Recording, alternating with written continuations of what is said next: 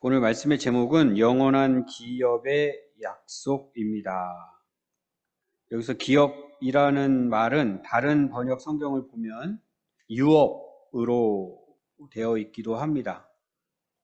상속받은 재산, 유산, 그런 걸 가리키는 말입니다. 출애굽한 이스라엘 백성이 차지하게 될 가나안 땅, 그것이 바로 하나님께서 그들에게 주신 기업이었습니다. 그 기업을 지파별로 또 가게별로 받고 또 후손들에게 계속 물려주도록 하나님께서 하셨는데, 그러니까 이제 그게 또 유산이 되는 거죠. 그리고 오늘 말씀의 제목이 영원한 기업의 약속이라고 했는데, 이스라엘 백성들에게 처음 허락해 주신 그 기업 역시 약속해 주셨습니다. 누구에게요? 아브라함에게 그의 후손들에게 가나안 땅을 기업으로 줄 것이다. 이렇게 하나님께서 약속을 해 주셨어요. 그것을 이제 구약 성경에서는 계속 기업이라는 단어를 사용해서 표현을 하고 있습니다. 우리는 좀 익숙하지가 않죠? 기업? 그러면 회사가 떠오르죠? 대기업, 중소기업. 우리에게는 상속, 유산 이런 말들이 더 친근하게 와 닿을 것 같기는 한데, 어쨌든 또 기업이라는 그와 다른 또 의미를 담고 있는 단어이기도 하고, 그 단어를 또 성경에서 쓴 이유가 있기도 하니까 이 단어에도 또 우리가 익숙해져야 할 것 같습니다. 그래서 오늘 제목을 영원한 기업의 약속 이렇게 정했습니다. 저 개인적으로는 부모님에게 물려받은 유산이 없습니다. 저도 그렇고 제 아내도 그렇고, 그리고 또 아들이 둘이 있는데 아들 둘에게 물려줄 유산도 없습니다. 또한 그 물려받은 것이 없는 것에 대하여 아쉬워하는 마음도 없습니다. 물려줄 유산이 없는 것에 대해서도 안타까운 마음이 없습니다. 이것이 유산에 대한 저의 생각입니다. 그리고 바라기는 우리 성도님들도 저와 생각이 같았으면 좋겠어요. 물론 이 생각을 저랑 똑같이 할 필요는 없습니다. 강요하는 것 아니에요. 자유롭게 생각하십시오. 대신 하나님께서 우리에게 분명히 돈을 사랑하지 말라고 말씀하셨어요. 그리스도인들은 돈을 사랑하면 안 돼요. 유산에 대하여 생각할 때도 내가 돈을 사랑하고 있는가? 그렇지 않은가? 이것과 어울리게끔 생각을 하셔야 돼요. 우리 자녀들도 유산에 대하여 생각하기를 그들이 돈을 사랑하는 것으로 생각하느냐? 아니면 돈을 사랑하지 않으면서 생각하느냐?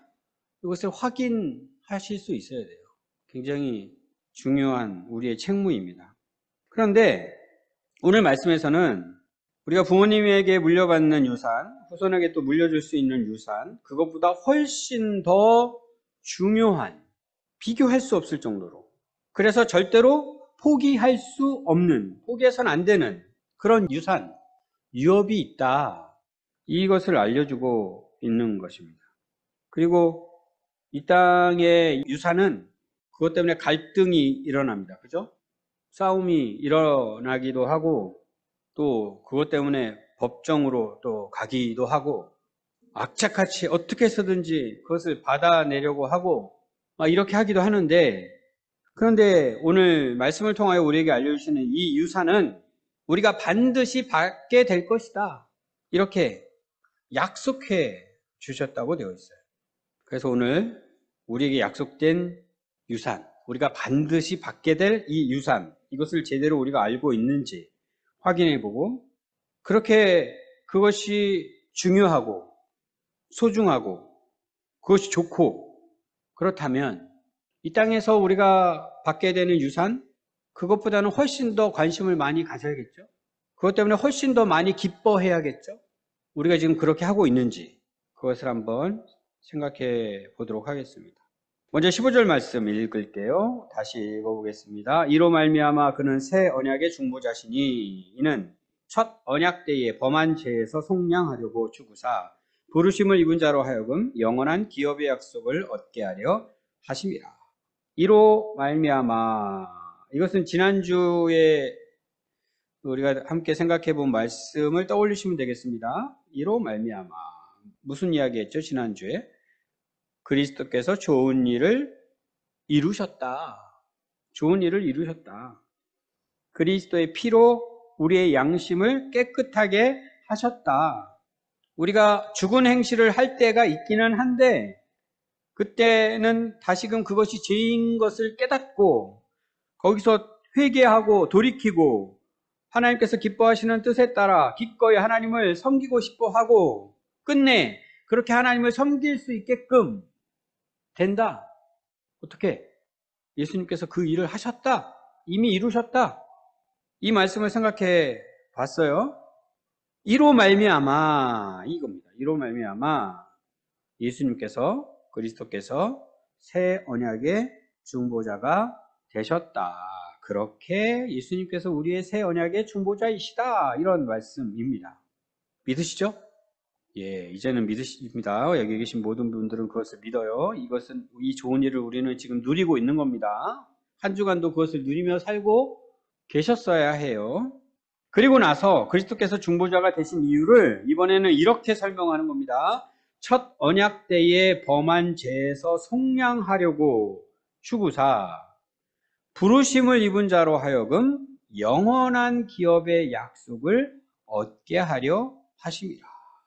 앞에 부분은 우리가 이미 알고 있는 내용입니다. 그죠? 첫 언약 때에 범한 죄. 첫 언약 때에는 죄를 범할 수밖에 없다라고 이미 말씀드렸어요. 첫 언약으로는 그 죄의 문제가 해결될 수 없다. 말씀드렸죠?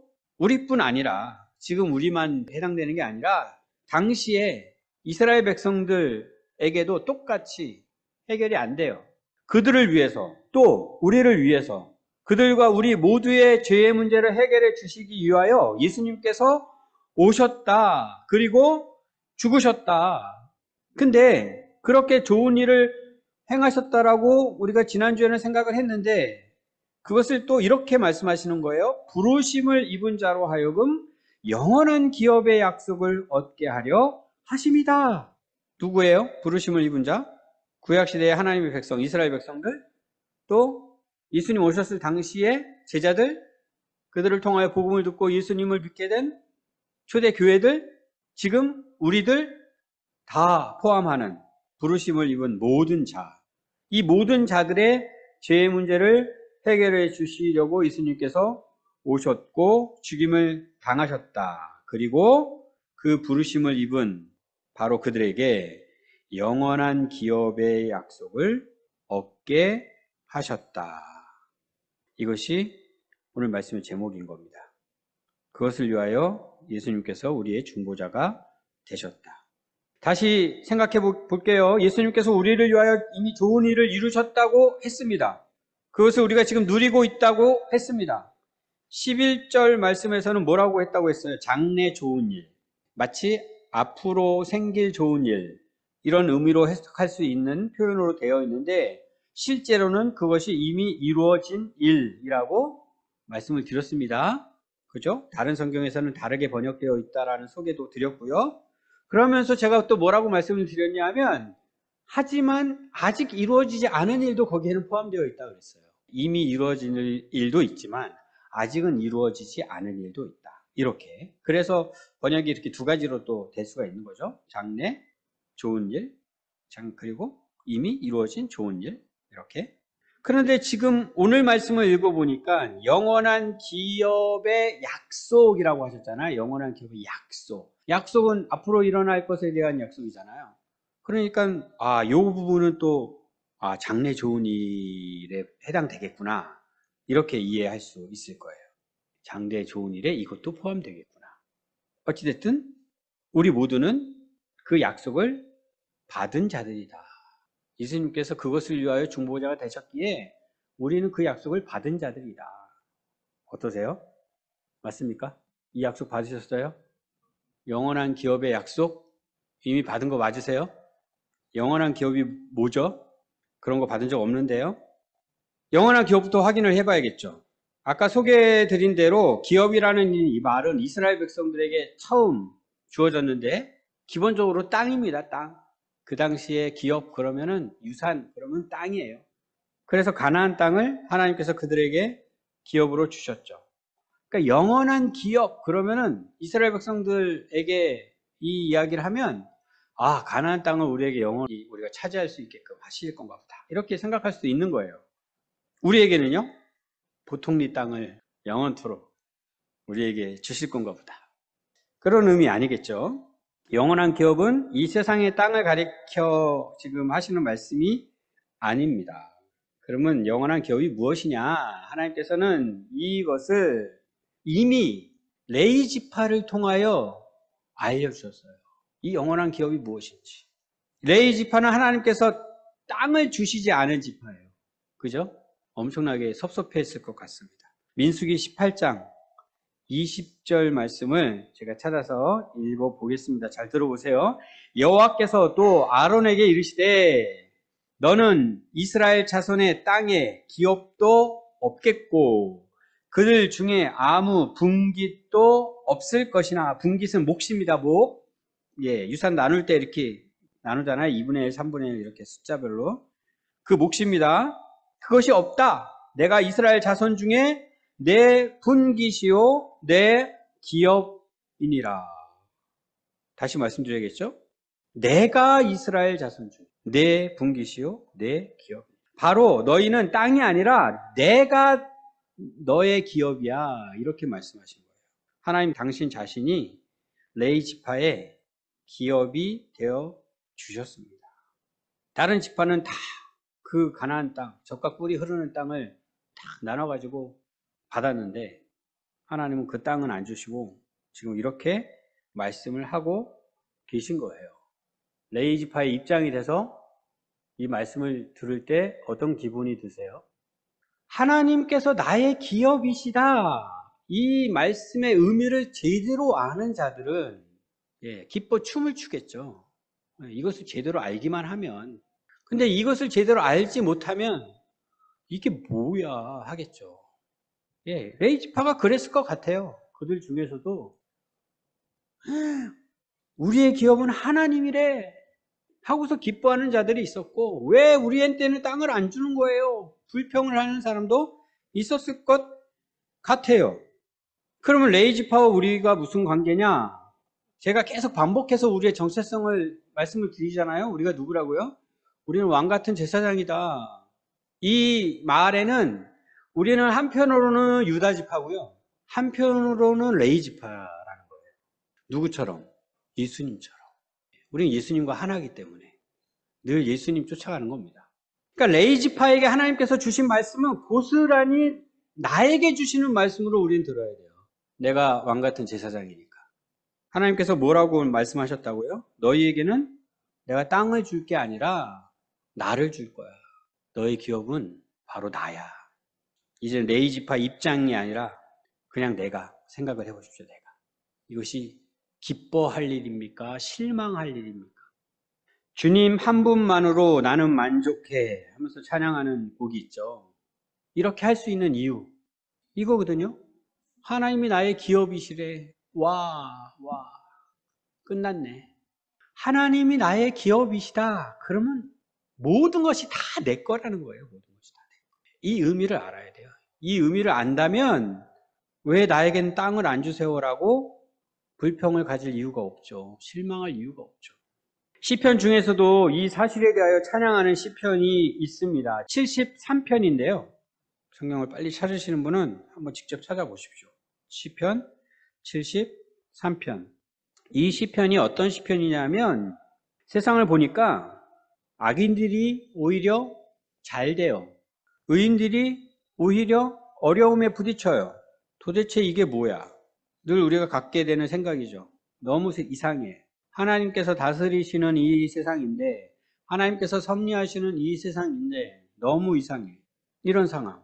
2절부터 읽어볼게요. 나는 거의 넘어질 뻔하였고 나의 걸음이 미끄러질 뻔하였으니 이는 내가 악인의 형통함을 보고 오만한 자를 질투하였음이로다. 그들은 죽을 때에도 고통이 없고 그 힘이 강건하며 사람들이 당하는 고난이 그들에게는 없고 사람들이 당하는 재앙도 그들에게는 없나니. 아우, 열나죠. 열불이 납니다. 이런 상황, 우리가 마주하는 상황이에요. 이 상황 속에서 이 시편 기자가 어떻게 고백하고 있는지 23절부터 올게요. 내가 항상 주와 함께하니 주께서 내 오른손을 붙드셨나이다. 주의 교훈으로 나를 인도하시고 후에는 영광으로 나를 영접하시리니 하늘에서는 주 외에 누가 내게 있으리요 땅에서는 주 밖에 내가 사모할 리 없나이다. 내 육체와 마음은 쇠약하나 하나님은 내 마음의 반석이시오 영원한 분깃이시라. 영원한 나의 몫이다. 하나님은 영원토록 내 차지다. 이런 뜻입니다. 그리고 28절에서는 이렇게 고백합니다. 하나님께 가까이 함이 내게 복이라.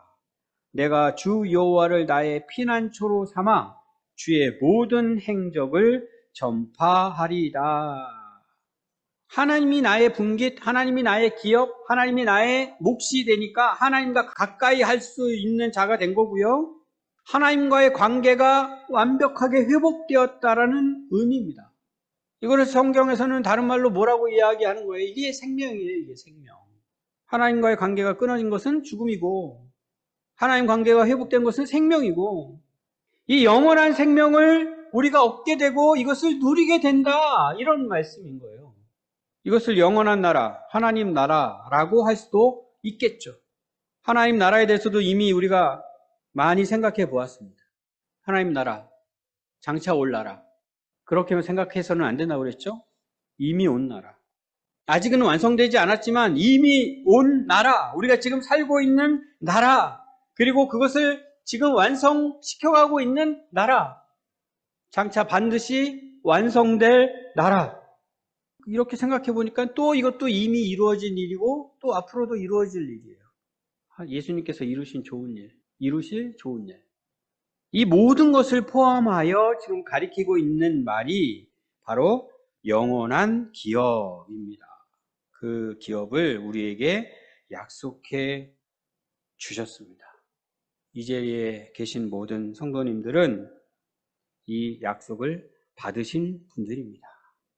그렇다면 다시 한번 생각해 보십시오. 세상 사람들은 정말로 관심이 많은, 너무나도 중요하게 생각하는, 그것 때문에 막 치고받고 싸우기까지 하는 그 유산에 대하여 내가 생각하는 것과 예수님께서 우리의 중보자가 되어 주셔서 우리에게 약속해 주신 이 영원한 기업, 이미 받았어요. 그리고 지금 이미 어느 정도 누리고 있어요. 그리고 장차 그것을 완벽하게 받아 누리게 될 거예요. 이 두 개 중에서 우리의 관심이 어디에 있습니까? 아직까지 우리가 이 영원한 기업에 대하여 실질적으로 별로 와닿지가 않는다면, 감흥이 없다면 우리는 지금 굉장히 심각한 상황 가운데 있는 거예요. 사실은 이게 기본이거든요. 예수님을 믿는 사람들에게는 이게 기본이거든요. 이것 때문에 예수님께서 오신 것이고 이것 때문에 예수님께서 우리의 중보자가 되신 것인데 이 약속을 내가 허락받았다라는 사실도 까먹고 그저 오늘도 또 내일도 이 땅에서의 기업, 이 땅에서의 유산, 어떻게 하면 더 많이 받을 수 있을까? 그거에 집중하며 지금 살고 있다면 우리가 세상 사람들과 다를 게 뭐가 있어요? 예수님을 믿고 산다라는 것은 이 약속을 붙잡고 사는 것입니다. 한국교회 미래 어둡죠. 누구나 다 알고 있습니다. 이거는 그냥 뻔한 상황입니다. 뻔한 상황. 불을 보듯 뻔한 상황. 해결될 가능성도 도무지 보이지 않습니다. 그런데 모든 교회가 지금 다음 세대를 이야기합니다. 다음 세대에 관심을 갖고 다음 세대를 어떻게 또 우리가 세워가야 할까? 그렇게 이야기합니다. 물론 하나님께서 하시는 일이기 때문에 우리의 예측이 틀릴 수도 있습니다. 근데 현상이 그렇다는 거예요. 현상을 보니까 그렇게 될 수밖에 없겠구나.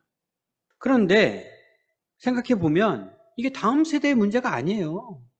기성세대의 문제예요. 오늘 이 질문만 해도 정말 우리가 이 영원한 기업에 관한 이 약속을 붙잡고 내가 오늘을 살고 있느냐?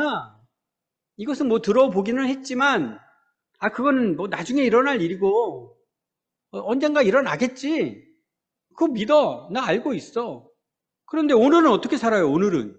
그건 나중 일이고 그건 별로 중요한 게 아니고 지금 당장 내 코가 석잔데 내가 신경 써야 할 것은 이건데 하면서 무엇을 쳐다보고 있냐 이거죠.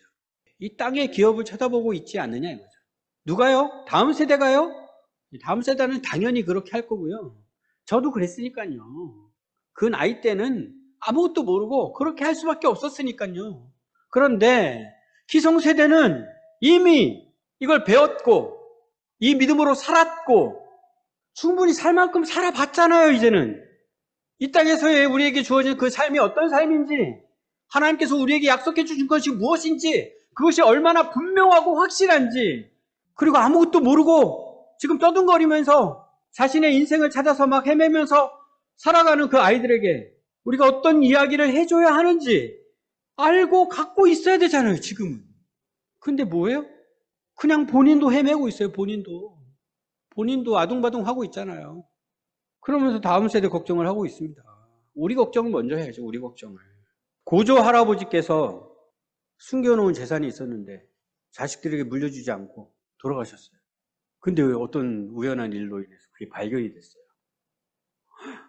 근데 그게 나한테 떨어지는 거래요. 얼마라고 할까요? 한 수백억이라고 할까요? 네, 수백억의 재산이, 전혀 알지도 못했던 갑자기 그 재산이 갑자기 나에게 떨어졌다고. 이 땅 주인을 찾아봤더니 네가 주인이니 나라에서 이제 관련된 서류 이제 해결해라 하고서는 연락이 갑자기 온 거예요. 그런 소식을 듣게 됐을 때 우리의 마음이 어떻겠습니까? 아우, 우리 아내가 지금 막 흐뭇해하고 있습니다. 네, 상상만 해도 너무 좋은가 봐요. 네, 기뻐하겠죠. 근데 비교를 해보자 이거죠. 뭐 어느 게 더 좋은 건가? 이거 실감이 안 나죠? 실감이 안 나는 거예요. 이건 뭐 사람이 할 수 있겠습니까? 제가 이렇게 아무리 설득한다고 이게 되겠어요, 설득이? 하나님이 하시는 거죠, 하나님이. 그냥 오늘 찬양하면서 갑자기 그냥 눈물이 막 쏟아지는데, 그냥 이거죠, 이거. 이게 제일 중요한 거죠. 가장 소중한 거죠. 이거랑 비교할 수 있는 게 뭐가 있어요, 이 세상에. 근데 세상 것, 그 조금 뭐 좋은 거 막 떨어지면 막 행복해하는 사람들이 그 비교할 수가 없는 것을 하나님께서 우리를 위하여 예비하셨고 이미 허락하셨고 그것을 또 장차 완벽하게 주실 것이라 약속해 주셨는데 그것도 너무나도 확실한 약속인데 그것에 대한 기쁨은 누리고 있지 못하다는 거죠, 지금 우리가.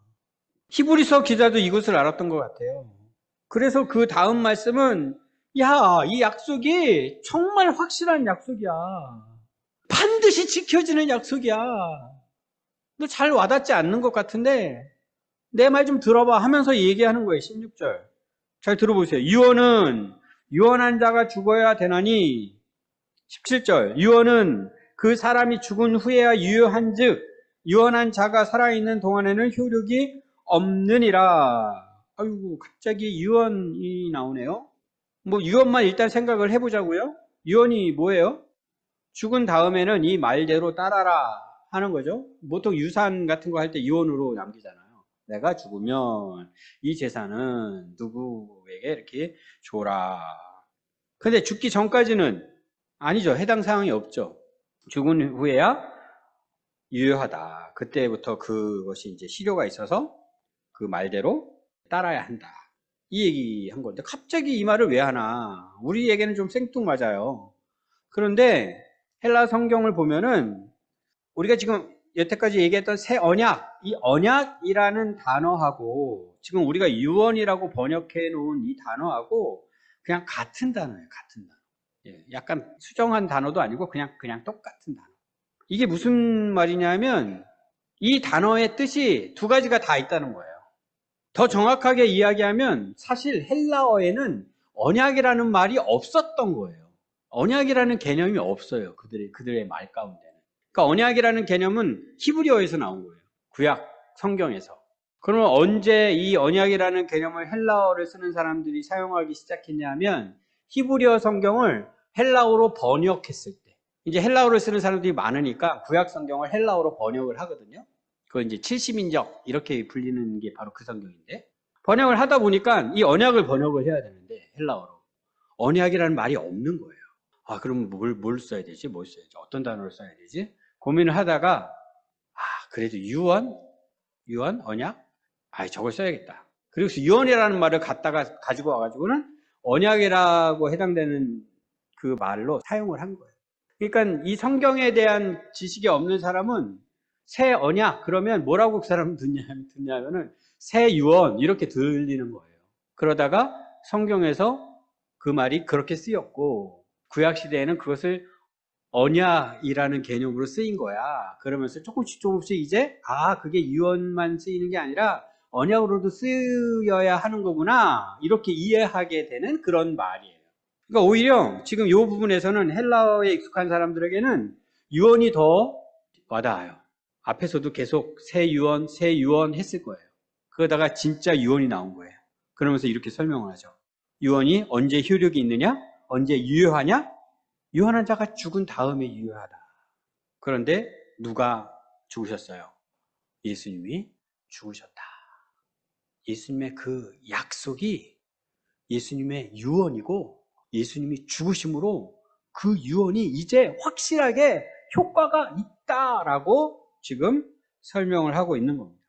우리에게는 좀 약간 생뚱맞은 느낌이 들기는 하지만 그 뒤에 이어지는 말씀을 통하여 히브리서 기자가 이렇게 설명하고 있는 이유를 우리는 파악을 할 수 있습니다. 결론적으로 먼저 말씀을 드리면 이 그리스도의 죽으심을 통하여 우리는 그 약속에 대하여 확신을 가질 수 있습니다. 이렇게 지금 설명하고 있는 겁니다. 18절 이하의 말씀도 제가 읽어드릴게요.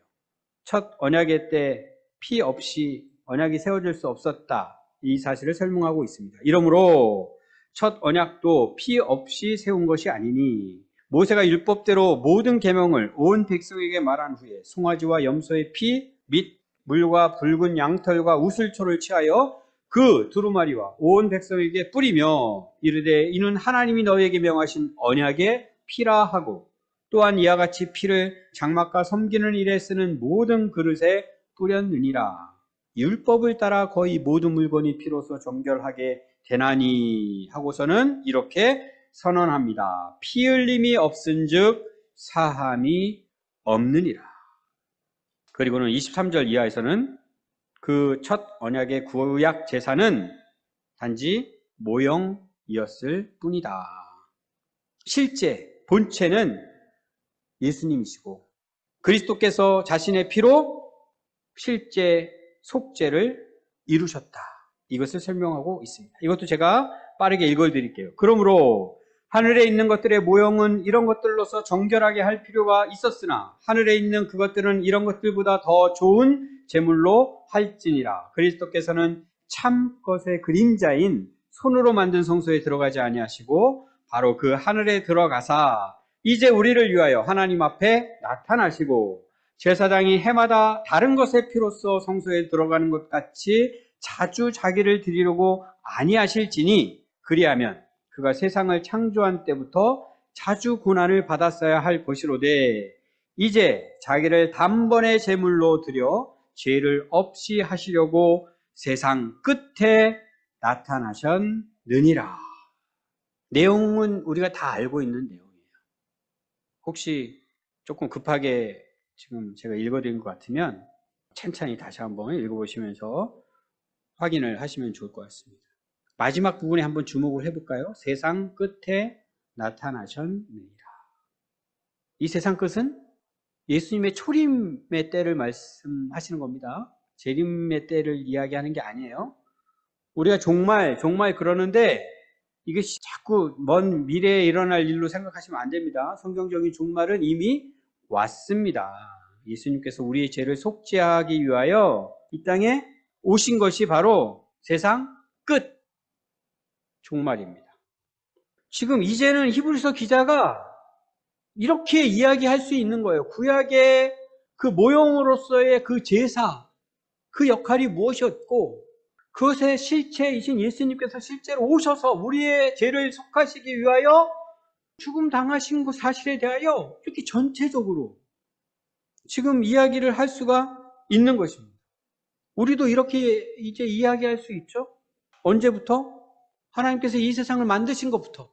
아담의 죄로 인하여 죄의 삭슨 사망이라고 정하신 하나님의 그 방식대로 영원한 죽음이라는 형벌을 받아 마땅한 우리. 그러나 하나님께서 우리를 구원하시기 위하여 이 방법을 정하신 거예요. 성부, 성자, 성령, 삼위 하나님께서 저들을 우리가 이렇게 구원하자. 어떻게 해요? 제2위이신 성자 예수님께서 인간의 몸을 입고 이 땅에 오셔서 우리의 죄를 대신 지시고 죽으심으로 우리의 죄를 속해 주시는 방식으로. 또 생명은 피에 있습니다. 피를 우리가 흘리면 다 죽죠? 이 피 흘림이 바로 그 죄의 사망을 의미하는 게 된 거예요. 피가 흘려야 그 죄값을 치러질 수 있다. 그리고 누가 그 피를 흘려야 죄값이 치러질 수 있습니까? 동물이 아니라 동물의 피로는 대신할 수 없고 인간이, 그것도 죄 없는 인간이, 우리로서는 아무도 감당할 수 없는, 그래서 하나님이신 예수님이 인간의 몸을 입고 이 땅에 오셨습니다. 그리고 하나님이시기에 그 제사는 반복될 필요가 없습니다. 그래서 단번에 완벽하게 완전하게 속죄해 주신 것입니다. 그것을 위하여 세상 끝에 예수님이 오셨다, 이 말씀을 하고 계시는 것인데, 우리가 만약에 이것을 드라마로 만든다면, 영화로 만든다면 어느 때 예수님을 오게 하시겠어요? 저 창조할 때부터 예수님께서 다시 오시는 재림의 때까지 전체를 하나의 드라마로 만든다면 예수님께서 처음 오시는 그 때를 어느 대목에 우리가 배치를 하게 되겠습니까? 절정의 때. 하나님께서 그렇게 하신 거예요. 하나님께서 그때에 예수님께서 이 땅에 오시게끔 하신 겁니다. 그 절정의 때가 바로 2000년 전이었던 거예요. 그리고 우리는 그 다음에 태어난 자들로서 그 전체를 다 말씀을 통하여 지금 알고 있는 자들입니다. 지금 히브리서 기자도 그것을 알고서 지금 그게 어떻게 된 것인지, 예수님께서 어떻게 오신 것인지, 과거의 구약시대의 그 제사는 왜 하나님께서 그렇게 만드신 것인지, 그거 실체로는 아무 이유가 없는데 단지 이 실체이신 예수님을 알려주기 위하여 그 제사 제도를 그들에게 허락하셨다는 그 사실을 지금 이렇게 설명해주고 있습니다. 그러면서 예수님께서 우리에게 약속해주신 그 약속에 대한 이야기를 하는 거예요. 그들이 사용하는 그 유언이라는 단어를 이용해서 이것이 얼마나 확실한 약속인지. 이제 마지막 말씀을 읽으려고 합니다. 앞에 유언이라는 단어는 우리에게는 약간 생뚱맞았는데 이 마지막 말씀은 전혀 생뚱맞지 않아요. 우리 모두가 이미 알고 있는 확실한 말씀에서 시작합니다. 27절. 한 번 죽는 것은 사람에게 정해진 것이요 그 후에는 심판이 있으리니. 한 번 죽는 것, 이것을 부인할 사람이 없습니다. 아주 어린 아이들이야 이것이 무슨 의미인지 잘 알지 못하겠지만 때가 되면 누구나 압니다. 우리 다나가 지금 이것을 알고 있을까요? 모두가 죽게 된다는 사실, 안타깝고 슬픈 일이지만 부인할 수가 없습니다. 이 이야기에서 시작됩니다. 마치 유언은 그 사람이 죽은 다음에 효력이 생겨, 그걸 너무나 당연히 알고 있는 자들에게 예수님께서 우리를 위하여 죽으셨는데 예수님의 그 약속이 얼마나 확실한지 그것을 설명하는 것처럼 너무나도 분명하고 확실한 이야기부터 시작을 합니다. 한 번 죽는 것은 사람에게 정해진 것이요. 근데 그 다음에는 조금 문제가 생깁니다. 그 후에는 심판이 있으리니. 이건 어떠세요? 확실합니까? 그 후에는 심판이 있습니까? 사람들 중에는 이것을 또 부정하는 사람도 있을 수 있습니다. 여기서부터 우리의 믿음이 갈라지는 거예요. 이것을 믿느냐 믿지 않느냐. 사람이 왜 죽어요? 죄로. 죄 때문에. 그것을 우리가 알고 그것을 믿는다면 죽음 이후에 심판이 기다리고 있다는 것도 당연한 사실이 됩니다. 우리가 복음을 증거할 때 이렇게 증거하는 거예요. 뭐부터? 확실한 것부터. 불확실한 것부터 말씀하지 마시고요. 확실한 것부터. 그들도 부인할 수 없는 것부터 시작을 하고 이렇게 갈라지는 또 새길이 생깁니다. 그때 기도해야죠. 이 복음을 듣고 믿을 수 있도록 성령 하나님 믿음을 주십시오. 이 자리에 계신 분들은 어떻습니까? 죽음 확실하죠? 그 이후에 심판 확실하시죠? 그렇게 믿고 이제 28절을 읽겠습니다. 이와 같이 그리스도도 많은 사람의 죄를 담당하시려고 단번에 들이신 바 되셨고 구원에 이르게 하기 위하여 죄와 상관없이 자기를 바라는 자들에게 두 번째 나타나시리라. 앞부분은 또 우리가 계속 생각했던 거예요. 그죠? 많은 사람의 죄를 담당하시려고, 우리의 죄를 담당하시려고 단번에 들이신 바 되셨다. 그 다음 말씀이 이제 우리가 주목해야 할 말씀이죠. 구원에 이르게 하기 위하여 죄와 상관없이 자기를 바라는 자들에게 두 번째 나타나시리라. 예수님께서 다시 오실 것이다. 첫 번째 오셔서 우리의 죄를 속해 주시기 위하여 단번에 들이신 바 되셔서 우리의 죄의 문제는 해결이 됐습니다. 우리는 더 이상 죄 때문에 예수님을 바라는 자들이 아닙니다. 왜 예수님을 우리가 계속 바라야 합니까? 하나님이 우리의 영원한 기업이시기 때문에, 그리스도께서 우리의 영원한 기업이시기 때문에, 그것을 약속해 주셨기 때문에, 그것을 위하여 예수님께서 다시 오신다고 약속해 주셨기 때문에 우리는 그 약속 믿고 그리스도를 바라는 자들입니다. 여기까지 가야 합니다. 죽음 확실해요. 죽음 뒤에 심판 확실해요. 예수님께서 나를 위하여 죽으셨어요. 나는 이제 심판받지 않을 수 있어요. 확실해요. 여기서 끝나면 안 되고 그 구원을 이루시기 위하여 이미 시작한 그 구원 완성시키시기 위하여 예수님께서 우리의 영원한 기업으로 다시 오실 것이다. 여기까지 확신합니다. 하나님, 제가 그걸 믿습니다. 그거 제가 기다리고 있습니다. 이 세상에서 하나님께서 주신 그 달은 무엇보다도 가장 소중하고 가장 가치 있는 것입니다. 그것으로 기뻐합니다. 그것으로 감사합니다. 그것으로 찬송하고 예배합니다. 그래서 아멘 주 예수여 오시옵소서 하는 거예요. 아멘 주 예수여 오시옵소서. 아직까지는 이 땅에 우리가 살고 있지만 하나님께서 약속해 주신 이 영원한 기업의 가치가 얼마나 소중한 것인가 그것을 알고 이것을 간절하게 바라는 그 소망이 내 마음속 딱 중심에 두고서 살아가는 우리가 되어야 합니다. 오늘 우리에게 약속된 유산에 대하여 생각해 보았습니다. 하나님께서는 또 이 땅에서의 유산도 허락해 주십니다. 주셔요. 이 땅의 유산도 주셔요. 어떤 분들에게는 많이 주시고요. 어떤 분들에게는 적게 주셔요. 심지어 하나도 안 주실 수도 있어요. 성경에 보면 거지 나사로가 나오죠. 이게 그렇게 극단적인 예를 들어주십니다. 너 거지 나사로보다 덜 받았어? 이렇게 말씀하시려고 그러신 것 같아요. 거지 나사로도 있어요. 이 지구촌 어딘가에는 지금도 거지 나사로가 있을 수 있습니다. 그런데 최소한 우리 대한민국에는 거지 나사로가 있을 수가 없어요. 나라에서도 그렇게 안 만들고요. 또 교회도 있잖아요. 교회가 그렇게 하겠습니까? 하나님의 영원한 기업의 약속을 받은 자가 거지 나사로로 살게끔 교회가 가만히 있겠어요? 그러니까 거지 나사로는 불가능합니다. 우리에게는. 그러면 그 이상으로 하나님께서 우리에게 주시는 거예요. 지금 이 땅의 것도. 그런데 하나님 이 땅의 것 더 많이 갖고 싶어요. 하나님 이 땅의 것 더 많이 가지려면 제가 어떻게 해야 돼요? 이 길로 가야 더 많이 받을 수 있어요. 저 길로 가야 더 많이 받을 수 있어요.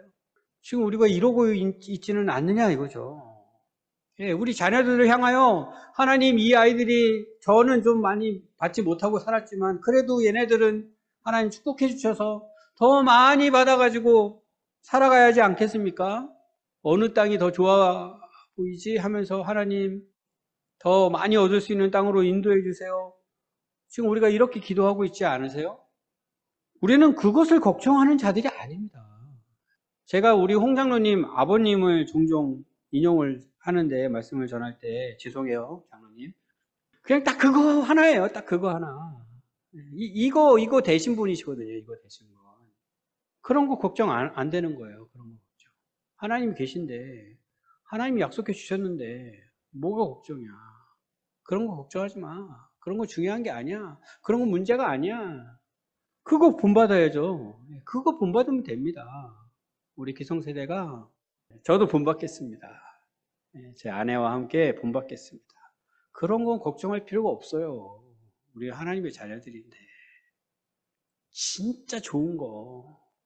많이 줄 수도 있고 적게 줄 수도 있고 그런 게 아니라 진짜 우리 모두에게 어마어마한 것을 약속해 주신 거예요. 그것을 우리가 벌써 받고 있는 거예요, 지금. 이 소중한 걸 두고 왜 근심 걱정하고 있냐고요. 기뻐하고 감사하며 살아가야지. 이 아까운 시간에 우리 부모님들이 먼저 이 믿음으로 이 약속 붙잡고 살아가시는 모습 보여주시고 우리 청년들도 그렇구나. 좀 내가 아직은 잘 와닿지 않기는 하지만 그런 게 있구나. 정말 우리가 소중하게 생각하고 붙잡고 살아가야 하는 것은 이것이구나. 하나님 이것을 진짜 제가 깨닫게 해주세요. 우리 부모님이 갖고 있는 그 믿음 저도 가질 수 있게끔 해주세요. 이 믿음으로 제가 평생 살아갈 수 있게끔 해주세요. 이런 기도를 할 수 있는 우리 청년들이 되었으면 좋겠습니다.